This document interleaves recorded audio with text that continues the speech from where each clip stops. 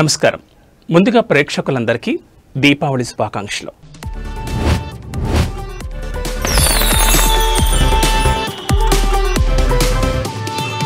సంస్కృతంలో దీపావళి అంటే దీపాల వరుస అని అర్థం.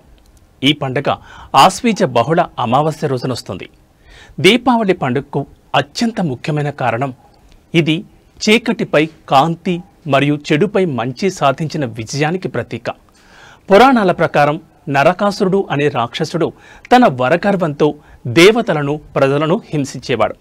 అతడి ఆగడాలు శృతిమించడంతో శ్రీకృష్ణుడు తన భార్య సత్యభామ సహకారంతో అతన్ని సంహరించాడు.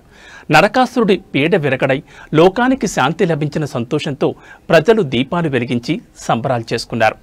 నరకాసురుడు మరణించిన రోజున నరక చతుర్దశిగా, ఆ మరుసటి రోజు అమావాస్యను దీపావళిగా జరుపుకుంటారు.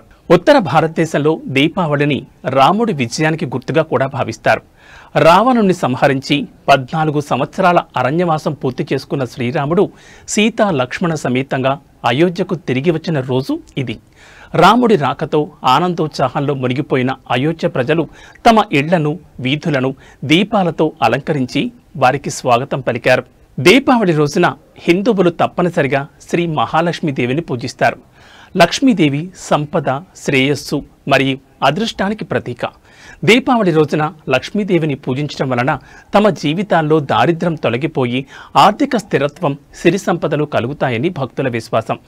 కొన్ని పురాణ కథనాల ప్రకారం క్షీరసాగర మదనంలో శ్రీ మహాలక్ష్మీదేవి ఉద్భవించిన రోజు కూడా దీపావళి. ఈ రోజు నుంచే విక్రమార్క శకం ప్రారంభమైందని చారిత్రక కథనాలు చెబుతున్నాయి. విష్ణుమూర్తి వామనుడి అవతారంలో వచ్చి బలిచక్రవర్తిని పాతాళానికి పంపిన రోజు కూడా ఇదే అని అంటారు.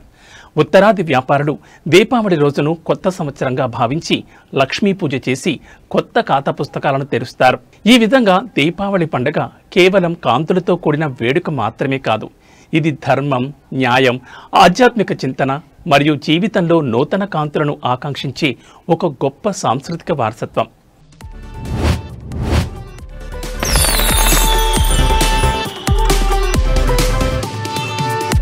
చూసారుగా, ఇది దీపావళి స్పెషల్ స్టోరీ.